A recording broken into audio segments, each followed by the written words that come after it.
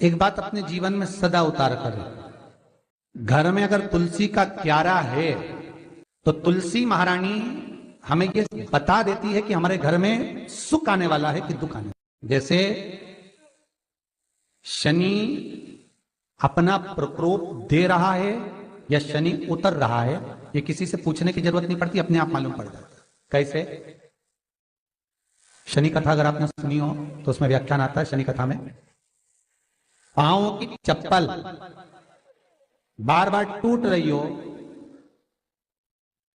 कमर से नीचे जो वस्त्र पहने हो वो फट रहे हो, कहीं पजामा है, धोती है, आदि वस्त्र हैं, कपड़े हैं, वो अपने आप फट, आज के जमाने में तो फटे फटाए पहनते हैं लोग फैशन, उसकी गारंटी नहीं है, उसका हम वर्णन नहीं कर रहा। हम जब पहनते हम समझ जाते हैं इसको शनि तो ऑलरेडी लगा ही हुआ।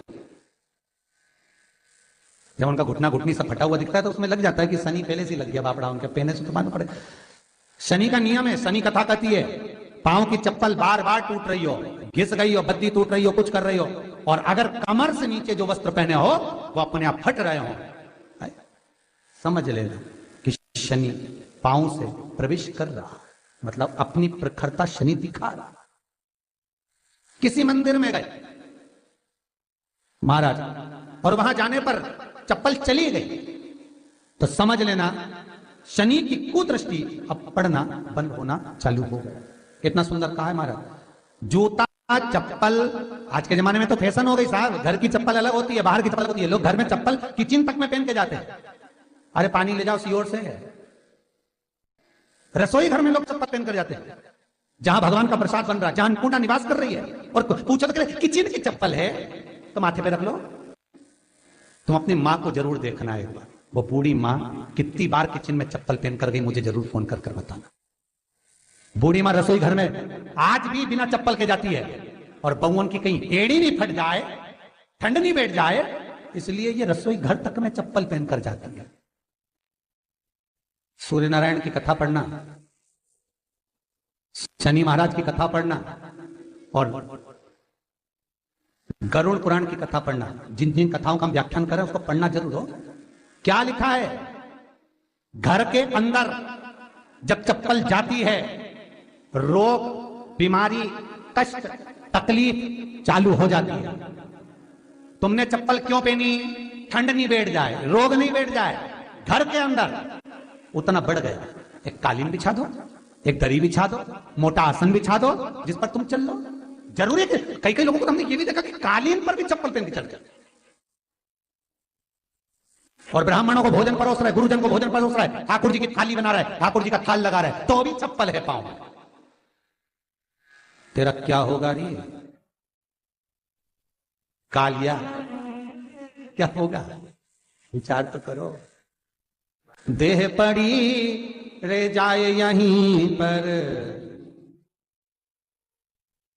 फिर कुंडल और नगीना, क्या हरि नाम नहीं तो जीना।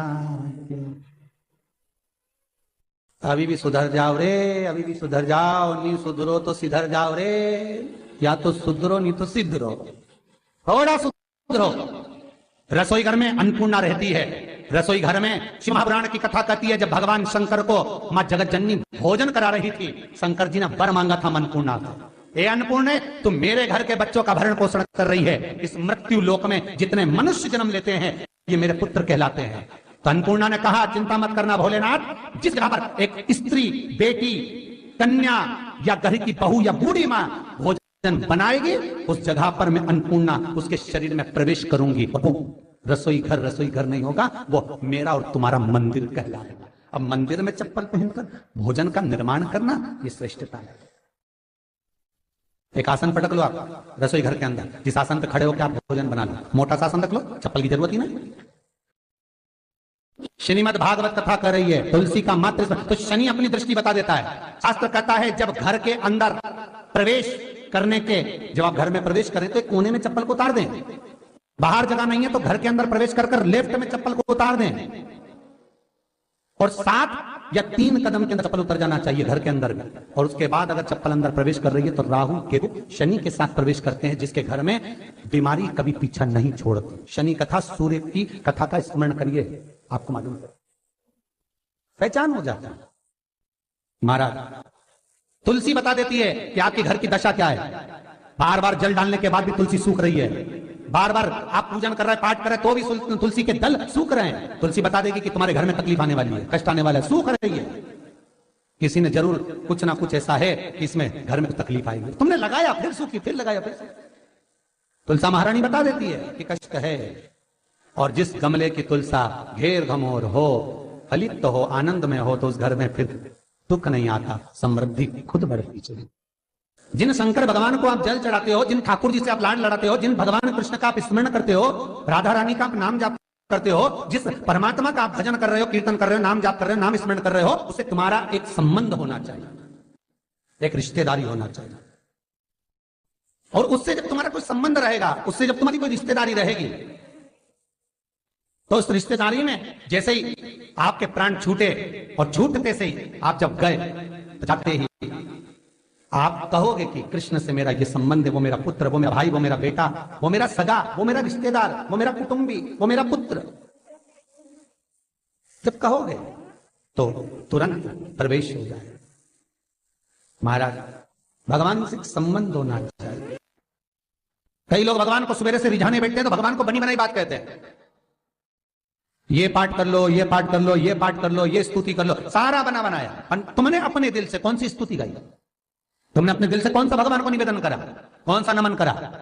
बस सुबह उठना है, नहाना है, भगवान के सामने जाना है, भगवान को नहलाना है, कपड़े पहनाना है, अगरबत्ती लगाना है, थोड़ा सा शक्कर का भोग लगाना है। इतने सारे देवी देवता, शंकर जी, राम जी, गणेश जी, सारे देवता, और